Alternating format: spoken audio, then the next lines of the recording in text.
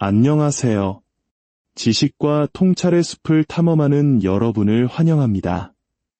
역사의 수많은 순간 속에는 대중이 잠들어 있고 시장이 소음에 정신이 팔려 있을 때 진짜 기회가 바로 우리 눈앞에 조용히 숨어 있는 때가 있습니다. 마치 보이지 않는 유령처럼 오직 주의를 기울이는 소수에게만 그 모습을 드러내죠. 오늘이 바로 그런 순간 중 하나일지도 모릅니다. 연일 쏟아지는 자극적인 헤드라인과 소위 전문가들의 의견 뒤편에서 지금은 실버, 시장에는 거대한 무언가가 끓어오르고 있기 때문입니다. 이는 너무나 희귀하고 수학적으로도 부정할 수 없는 현상이라 한번 대중에게 알려지기 시작하면 당신이 자리를 잡기엔 너무 늦을 것입니다. 오늘 저는 금과 은의 자연적인 비율이 단순한 이론이 아니라 우리가 수십 년 만에 목격할 가장 큰 가격 재조정의 카운트다운을 알리는 시계와 같다는 것을 보여드리고자 합니다. 그러니 집중해 주십시오. 지금부터 들으실 내용은 단순한 선동이 아닙니다. 부유한 자와 불안한 자, 준비된 자와 공황에 빠진 자, 그리고 투자자와 구경꾼을 가르는 진실에 대한 이야기입니다. 이 깊이 있는 분석과 통찰을 놓치고 싶지 않으시다면 잠시 시간을 내어 저희 채널을 구독하고 알림 설정을 해주십시오. 여러분의 작은 클릭 한 번이 저희가 더 좋은 콘텐츠를 만드는 데 큰 힘이 되며 여러분께는 다가올 거대한 변화의 흐름 속에서 길을 잃지 않게 해줄 등대가 될 것입니다. 여러분의 가정에 하나님의 은총과 평안이 가득하기를 기도합니다. 대부분의 사람들이 간과하는 진실은 바로 눈앞에 있습니다. 오늘날 금과 은의 가격 비율은 단순히 조금 어긋난 수준이 아닙니다. 터무니없이 광적으로 왜곡되어 있습니다. 이 비율이 90대 1, 100대 1을 넘어 수십 년간 우리가 목격했던 그 어떤 수치보다도 높이 치솟는 것을 볼 때 그것은 하늘로 발사된 거대한 붉은 조명탄과 같습니다. 시장이 스스로 무언가 가격이 잘못 책정되었다고 비명을 지르는 것과 같죠. 그리고 무언가의 가격이 잘못 책정될 때마다 기회는 바로 그곳에 숨어 대담하게 그것을 알아볼 사람을 기다립니다.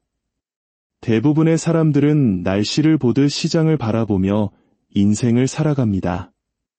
오늘 본 것을 내일도 보게 될 것이라고 생각하죠.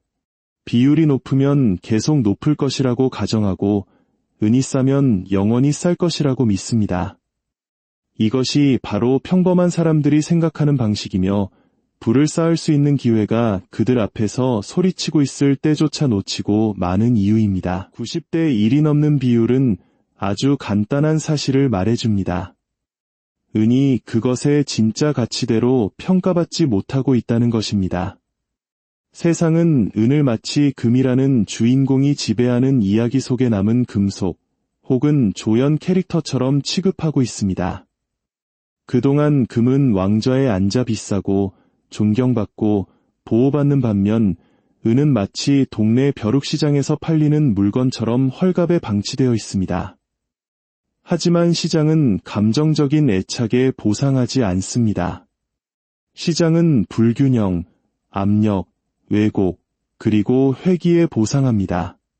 그리고 지금 그 왜곡은 우리가 몇 년 동안 본 그 어떤 것보다도 거대합니다. 우리 한국인들은 1997년 IMF 외환위기를 겪으며 금과 같은 진짜 자산의 가치를 뼈저리게 깨달았습니다. 당시 많은 이들이 불안감에 금을 찾았지만 은은 사람들의 관심 밖이었죠. 바로 지금의 상황이 그때와 놀랍도록 닮아 있습니다. 역사적으로 금과 은의 비율은 마치 시계추처럼 움직여왔습니다. 한쪽으로 너무 멀리 갔다가 잠시 멈춘 뒤 반대 방향으로 그만큼 세게 되돌아오곤 했습니다. 이것은 점성술이나 추측이 아닙니다. 시장이 자연스럽게 행동하는 방식입니다. 과도하게 확장하고 수정하고 다시 과도하게 확장하는 것이죠. 하지만 노련한 분석가들조차 극단적이라고 부르는 수준을 넘어서면 그때가 바로 영리한 투자자들이 조용히 자신의 포지션을 잡기 시작하는 순간입니다. 100대 1이 넘는 비율은 단순히 높은 것이 아닙니다. 그것은 균형의 붕괴를 의미합니다. 금은 마치 희귀하고 귀중한 것처럼 가격이 책정되고, 은은 마치 세상이 은으로 넘쳐나는 것처럼 가격이 책정되었다는 뜻입니다. 그러나 현실은 그 반대입니다. 은은 구조적인 공급 부족을 겪고 있습니다. 산업 수요는 계속해서 증가하고 있지만 공급 증가는 따라가지 못하고 있습니다. 매년 더 많은 은이 기술, 태양광, 전자제품, 그리고 에너지 시스템에 소비됩니다. 대부분이 금고에 그대로 보관되는 금과는 달리 은은 영구적으로 사용됩니다. 회로, 패널, 유료 장비에 녹아들어 다시는 돌아오지 못합니다. 그런데 어떻게 생산되는 것보다 더 빨리 소비되는 금속이 금에 비해 100분의 1 가격까지 떨어질 수 있을까요? 간단합니다. 시장이 늦었기 때문입니다. 가격이 아직 현실을 따라잡지 못한 것입니다. 그리고 시장이 현실에 뒤처질 때 그들은 언제나 격렬하게 제자리로 돌아옵니다. 언제나 말이죠. 그 격렬한 반동을 기다리는 투자자는 보통 이미 이익이 실현된 후에야 도착합니다. 하지만 이 비율의 진정한 의미를 꿰뚫어 보는 투자자, 즉 오늘날 금속 시장에서 가장 큰 가격 오류를 이해하는 투자자는 기회의 창이 바로 지금 열려 있다는 것을 압니다. 헤드라인이 마침내 폭발할 때가 아니라 바로 지금 말입니다. 사람들이 은이 10대 1과 같은 고정된 비율로 금과 자연스럽게 묶여 있다고 말할 때 그것은 흥미롭게 들리지만 실제 역사가 작동하는 방식과는 거리가 멉니다. 신화나 과장이 아닌 실제 역사적 평균을 연구하면 완전히 다른 것을 보게 될 것입니다. 실제 금은 비율은 현대사의 대부분을 10대 1 근처에서 보낸 적이 없습니다. 사실 50대 1이나 60대 1, 때로는 70대 1에 훨씬 더 가깝게 머물렀습니다. 이 사실을 이해하는 순간 대화는 환상에서 기회로 바뀝니다. 가장 중요한 것은 어떤 신화적인 자연 숫자가 아니라 오늘날의 수준과 장기 평균 사이의 거대한 격차이기 때문입니다. 시장은 결국 그 평균으로 돌아가게 되어 있습니다. 역사적으로 비율이 너무 높이 올라갔을 때 은은 거의 항상 따라잡기 게임을 했습니다. 저는 작은 움직임을 말하는 것이 아닙니다. 폭력적이고 빠르고 공격적인 반동을 의미합니다.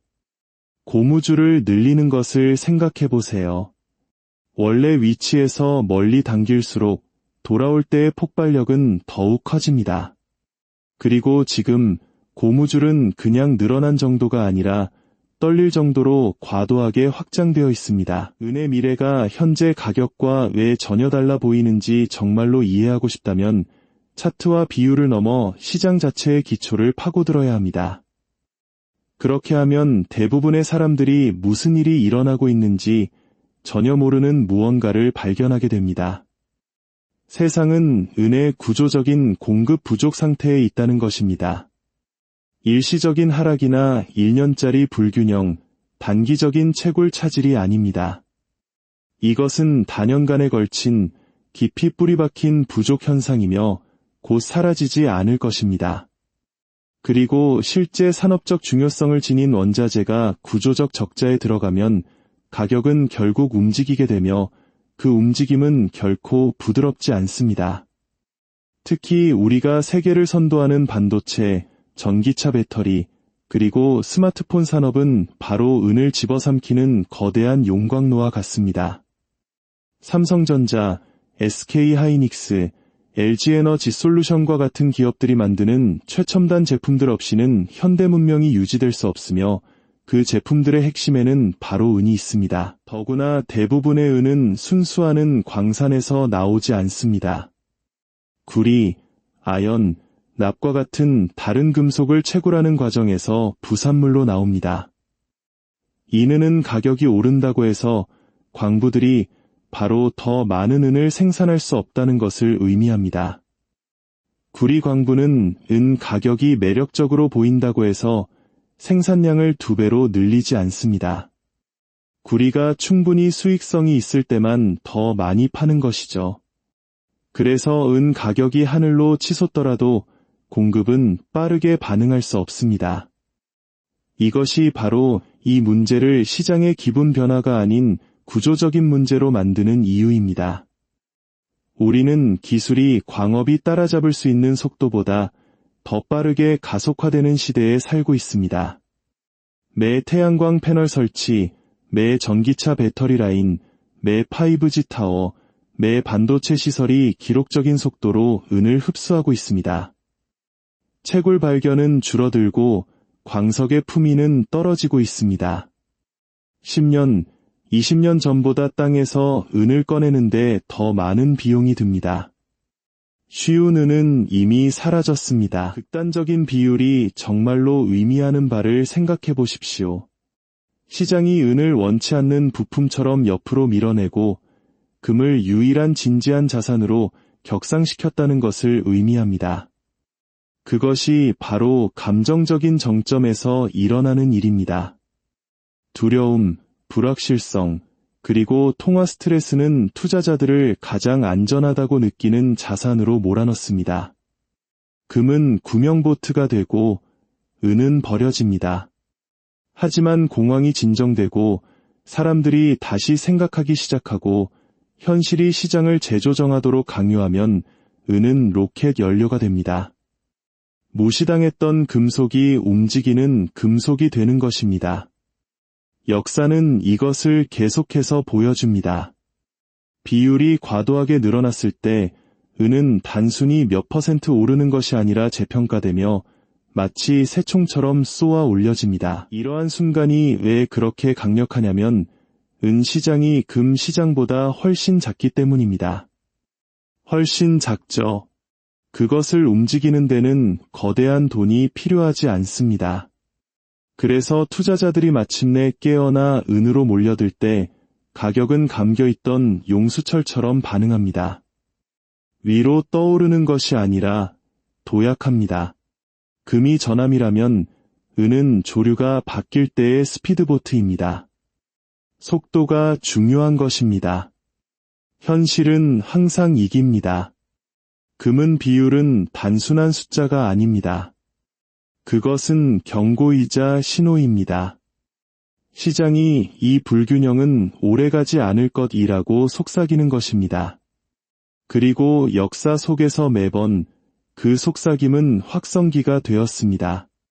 사람들은 기회를 원한다고 말하지만 기회는 네온 사인을 달고 나타나지 않습니다. 너무 위험하거나 너무 싸서 중요하지 않은 것처럼 위장한 채 조용히 나타납니다. 바로 지금 은이 그런 모습입니다. 저평가되고 간과되고 오해받고 있습니다. 부가 만들어지는 바로 그 조건입니다.